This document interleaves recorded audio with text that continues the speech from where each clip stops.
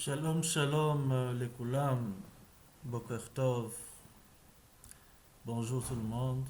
J'espère que vous allez bien pour ce nouveau jour ensoleillé dans notre magnifique région équatoriale. Bien, à ce jour, nous allons étudier un sujet qui parfois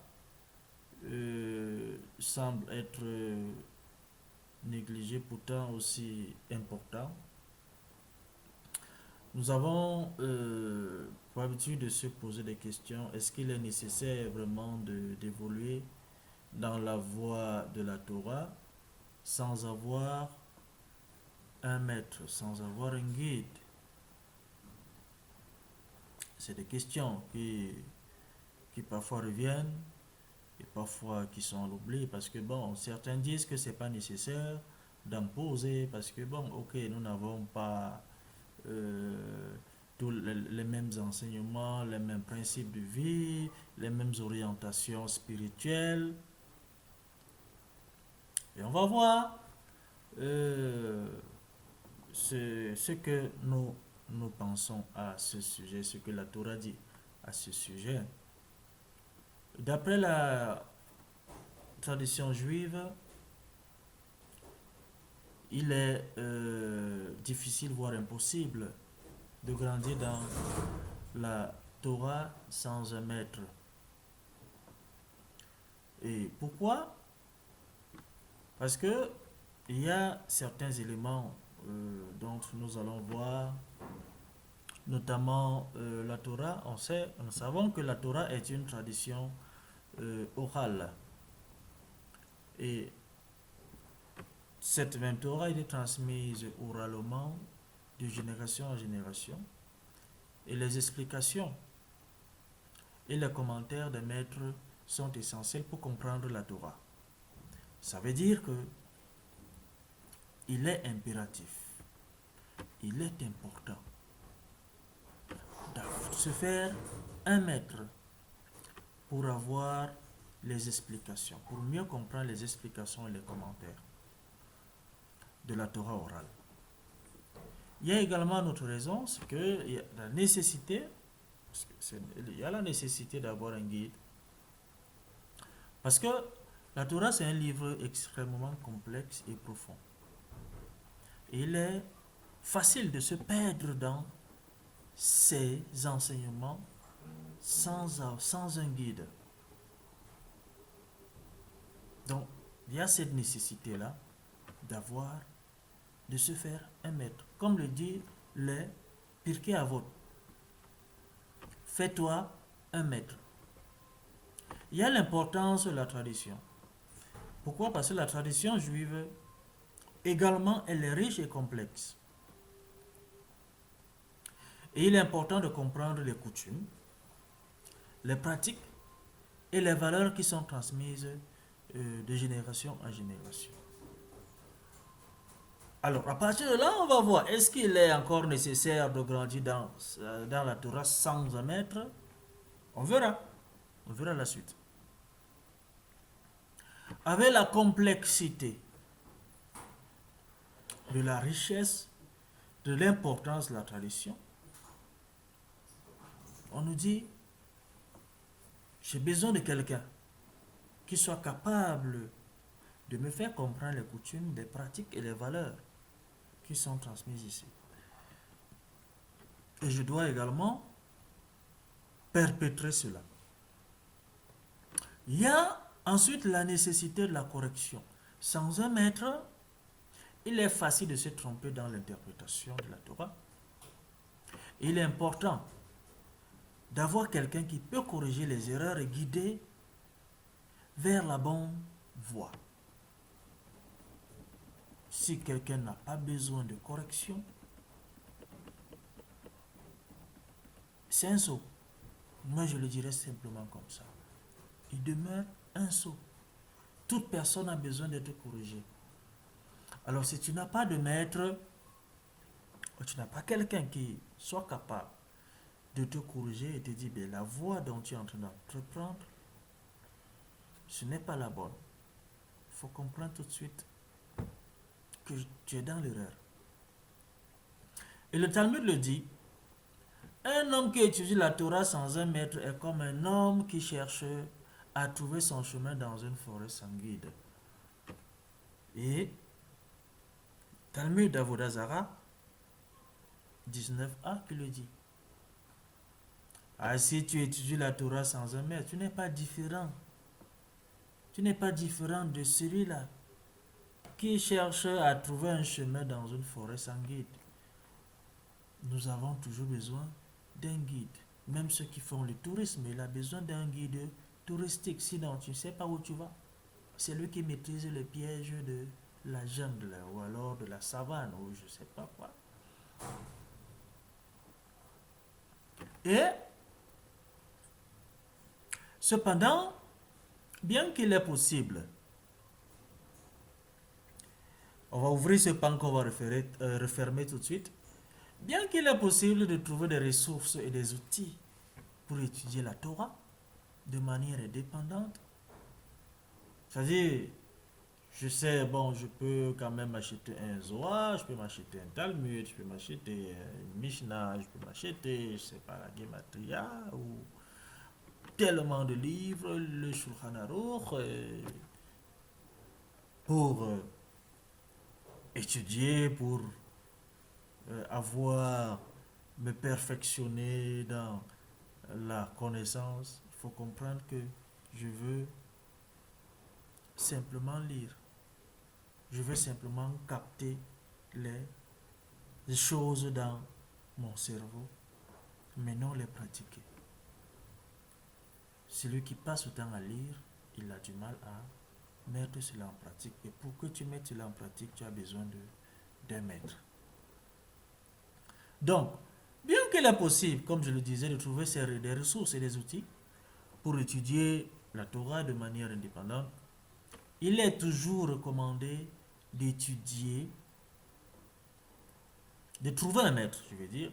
Il est recommandé de trouver un maître ou un guide qui peut aider à interpréter les enseignements de la Torah et à les appliquer dans la vie quotidienne.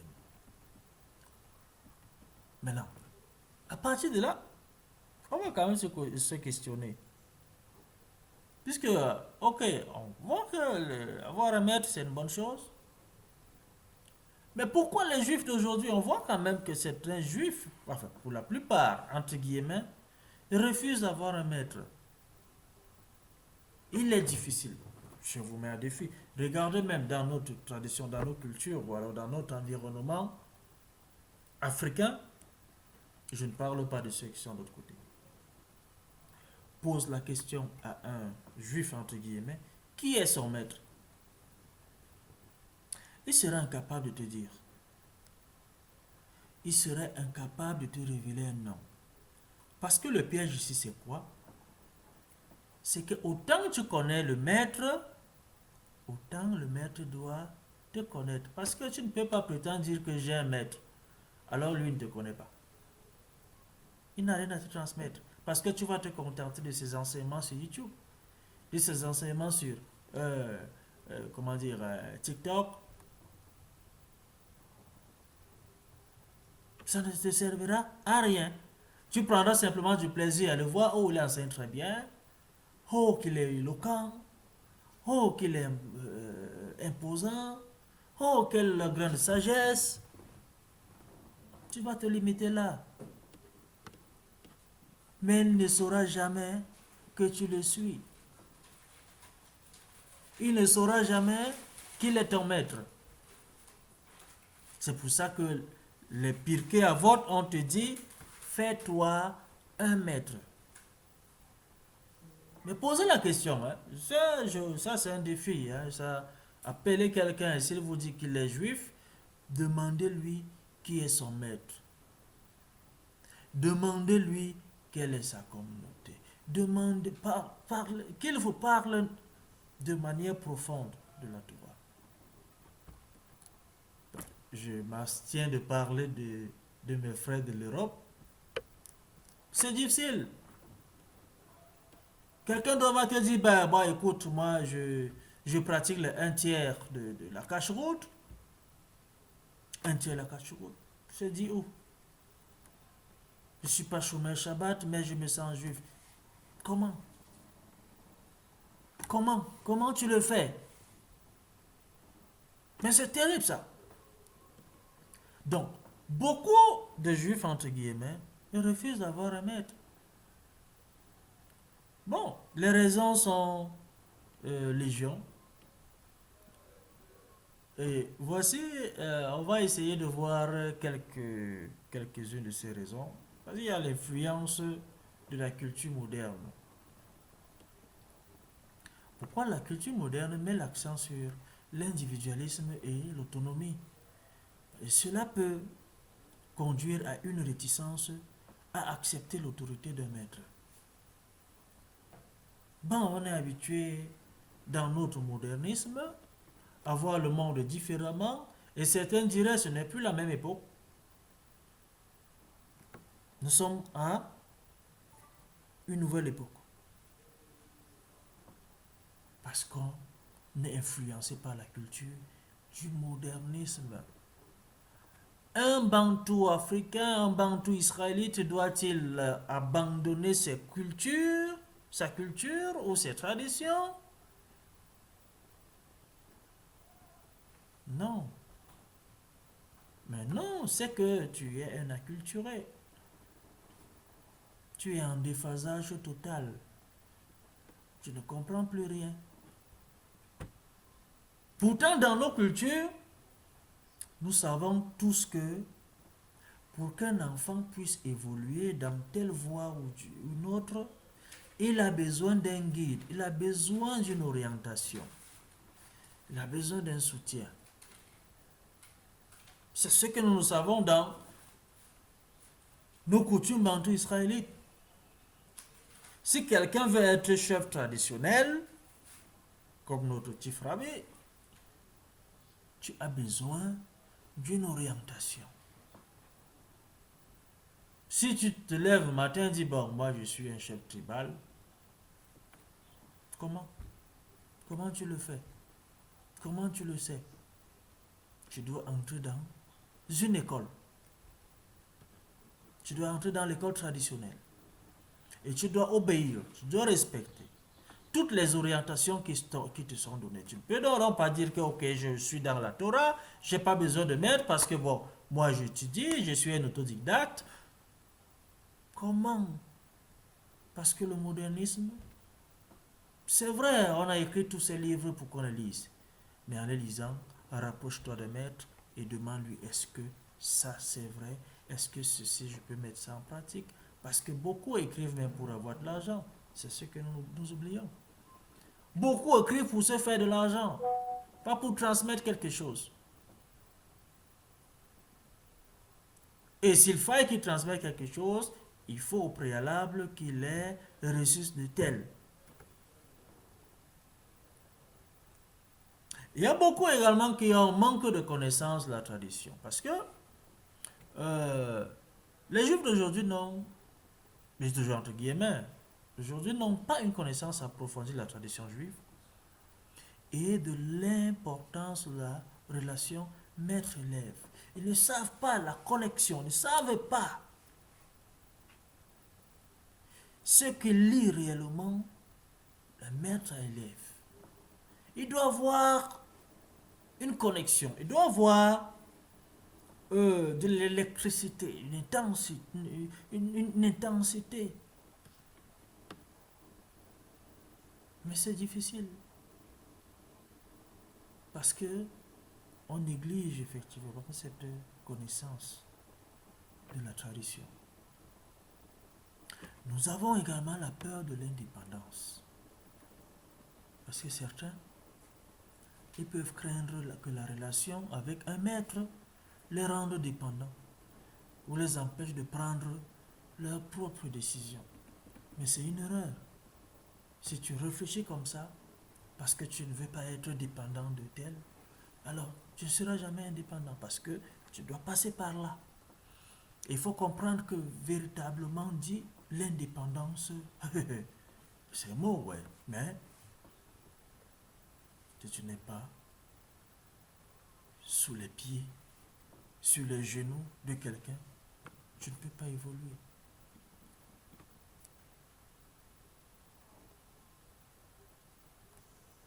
Il y a aussi cette influence du rationalisme.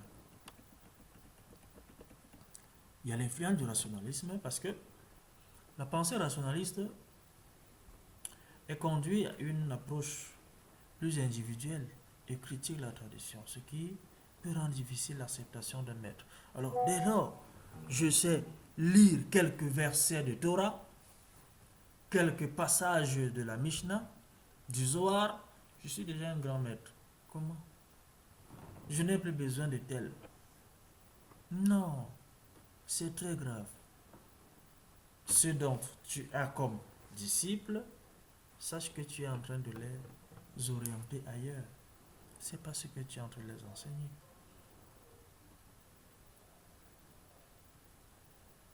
Il y a un manque de modèle de référence. Parce que beaucoup d'aujourd'hui n'ont pas grandi avec un modèle de référence de maître de Torah. Et cela peut rendre difficile la compréhension de l'importance de cette relation. On est grandi peut-être.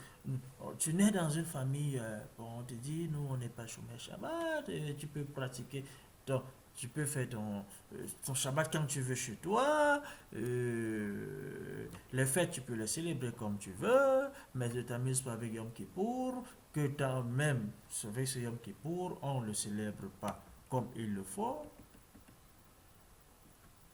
C'est compliqué. C'est compliqué. Et tout ça, il y a un élément qui va rentrer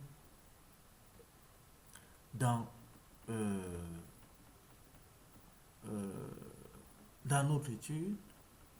Cet élément qui va nous permettre de comprendre la raison pour laquelle beaucoup de personnes ou beaucoup de juifs n'ont pas de maître. Cet élément, c'est l'orgueil. L'orgueil est un véritable danger pour celui qui cherche à évoluer spirituellement, sans guide, sans un maître de Torah. C'est l'orgueil.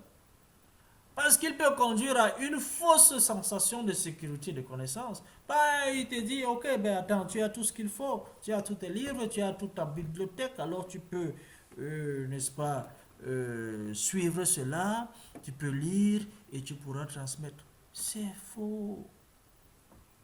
C'est une erreur. Parce que dans le livre de Proverbes Michelet, on te dit là-bas, l'orgueil précède la chute. Michelet 16, Passouk 16. On te dit l'orgueil précède la chute. Parce que l'orgueil peut te conduire à une attitude de supériorité. Oh, je me crois grand, je me crois tout savoir. Il n'y a pas mieux que moi. Il te conduit à une attitude de supériorité. Et ça peut empêcher la personne de demander de l'aide. Je me suffit de reconnaître ses erreurs et de s'améliorer. Parce qu'il se suffit.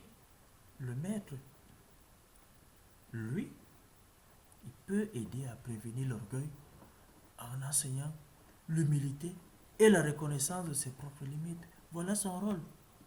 Lui peut dégager, il peut effacer cet orgueil-là. Mais si tu n'as pas un maître, comment est-ce que tu vas faire?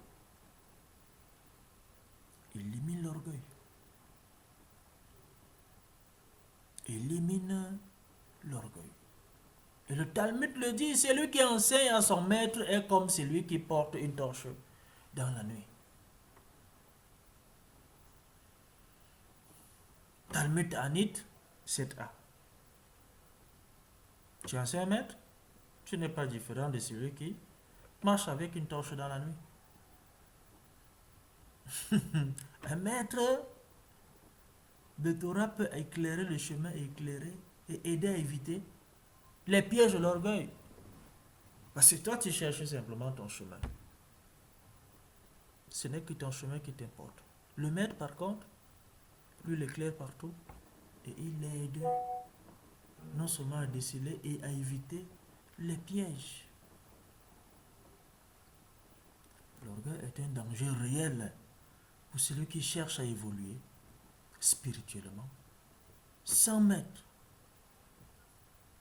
Parce que le maître, lui, va aider à prévenir l'orgueil en enseignant l'humilité et la reconnaissance de ses propres limites. Lorsque tu te suffis, tu te dis on ne peut pas m'enseigner ceci, ou alors je connais mieux que l'autre. On verra. On se souvient quand même de l'histoire des élèves de Rabbi Akiva. 24 000 ont péri parce qu'ils ne se respectaient pas, parce qu'ils ne se considéraient pas. Maintenant, si vous ne vous considérez pas, ça veut dire que vous ne considérez même pas le maître qui vous a transmis cette connaissance. Et Dieu va vous éliminer. Et maintenant, c'est quoi l'importance? Parce on voit que c'est normal d'avoir un maître. Mais quelle est son importance? Parce que l'importance, la Torah ici, on nous dit dans la tradition, nous savons que dans la tradition juive ou dans d'autres traditions, avoir un maître de Torah est considéré, ou alors avoir un maître, avoir un guide est considéré comme essentiel pour plusieurs raisons. La première raison, c'est qu'il y a la transmission de la Torah. Un maître de Torah, il est chargé de transmettre les enseignements de la Torah à ses élèves. Il les guide dans l'étude de la Torah, du Talmud et des autres textes sacrés. Voilà son rôle. Transmettre. Pourquoi? Parce qu'il l'a reçu. Ça qu'on va te dire dans la Torah, dans le Pikavod, Moshe a reçu la Torah. La transmet à tel, la transmet à tel, la transmet à tel, la transmet à tel. C'est dit dans le Pikavod. Pourquoi? Depuis la tradition, on sait que celui qui reçoit doit transmettre. Mais si toi tu transmets sans avoir reçu, qu'est-ce que tu transmets? On te dit qu'il est important d'avoir un maître. Une autre importance d'avoir un maître, c'est la connaissance, la compréhension. Ça veut dire quoi? Le maître possède une connaissance approfondie. Une connaissance approfondie de la Torah et de la tradition juive. C'est pour ça qu'il est capable de te transmettre, n'est-ce pas, cette connaissance-là. Il peut aider ses élèves à comprendre les enseignements de la Torah et à les appliquer dans leur vie quotidienne. Voilà le rôle du maître. Le maître également est un guide spirituel. C'est lui qui te donne la direction spirituelle. Il peut servir de guide pour ses élèves. Il les aide à développer une relation avec Dieu, à comprendre leurs responsabilités, à lui qui est qui? Dieu, et à trouver leur place dans le monde. Donc il te donne une direction spirituelle. Pourquoi? Il donne la direction spirituelle. Nous savons que chacun de nous a sa part de Kedusha et son niveau selon son âme, selon sa volonté d'étudier. Et lorsque le maître va déceler un talent, ou alors, oui, c'est un talent, il saura comment t'orienter avec ce dont tu as acquis ou tu as reçu. C'est lui qui te donne une direction. Ok, comme tu as ce talent, voilà comment tu vas l'orienter. C'est comme un coach. Le maître également ici, c'est un modèle de comportement. C'est un modèle de comportement pour ses élèves. Parce qu'il montre comment vivre une vie juive authentique, comment traiter les autres avec respect et dignité, et comment cultiver les valeurs telles que la compassion, la justice et la charité. C'est ça le maître. Parce que si tu ne respectes, enfin, tu ne suis pas, tu n'as pas un droit de regard sur le comportement d'un maître, la vie d'un maître, tu n'auras rien capté de lui. Rien du tout.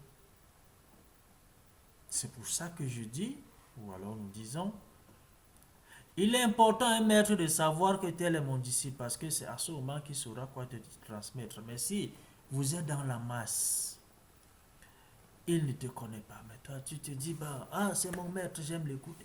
Non, c'est pas parce que tu aimes l'écouter qu'il est ton maître. C'est parce qu'il parle bien qu'il est ton maître. Ce n'est pas parce que il est éloquent dans son discours qu'il est ton maître. Il faut qu'il te connaisse. Il faut qu'il soit au courant de ton existence. Et que tu as fait de lui ton maître. Et là, tu pourras, n'est-ce pas, copier et avoir une meilleure orientation, une connaissance, une meilleure transmission. Il joue également le rôle de soutien et d'encouragement à ses élèves parce qu'il les aide à surmonter les défis et les difficultés de la vie. Le maître t'aide à la transmission de la tradition parce que là, il joue un rôle important. Il t'aide à... Il aide à la transmission de la tradition juive de génération en génération. Il va t'aider à préserver la continuité de la tradition et à la transmettre aux générations futures. Voilà son rôle. Avoir un maître maintenant, on comprendra par là. C'est essentiel pour acquérir une connaissance approfondie de la Torah, pour développer une relation spirituelle avec Dieu et pour trouver un modèle de comportement et un soutien dans la vie quotidienne. C'est très grave. Comme je le disais tantôt, lorsque quelqu'un prétend dire je suis des enseignements sur Torah Box, YouTube, il y a tel rave, je suis abonné à sa page. Observez ces gens de manière objective. Ceux qui sont abonnés à des pages de rabbins, niveau comportement, niveau midot, ils sont nuls, sans prétention aucune. Il te dit, ben moi je suis abonné aux enseignements de tel, je suis sur Torah Box, je suis sur YouTube, la page du grand rabbinat d'Afrique, je suis abonné, oh je ne rate aucun cours du grand rabbin, Pinchas Eliyahu Shaddai, je ne rate jamais le cours de Otiyat de Rabbi Akiva avec Chief Rabbi Ishai Moshe. Je suis scotché à tout moment. Est-ce que Chief Rabbi Ishai Moshe te connaît? Voilà la question. Tu es son disciple. Oui. Tu le considères comme ton maître. Est-ce qu'il te connaît? C'est pour ça qu'on dit observez ceux-là qui prétendent dire je suis régulièrement de manière religieuse les enseignements de X ou Y. Niveau comportement nul. Parce que c'est lui dont tu verras toujours la rancune. la colère, même si cela a été enseigné,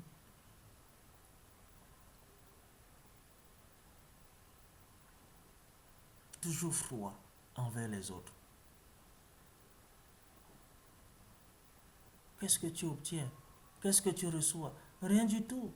Tu te plais simplement à regarder le visage de tel, les mots qui sortent de sa bouche, ses gestes et consorts, mais tu ne retiens rien. Tu n'obtiens rien de lui. Fais donc un effort à te connecter à ton maître. Parce que c'est ça le secret. Si tu n'es pas connecté à lui, tu navigues à vue. Fais qu'il soit au courant de toi. C'est l'occasion aussi de dire à nos frères bantou israélites qui veulent véritablement se connecter à la Torah, connectez-vous au grand rabbin. Parce qu'il ne te connaît pas, tu n'as rien. Tu vas te contenter de ces enseignements. Waouh, il dit des vérités. Oh, il dit des choses. Pour qui?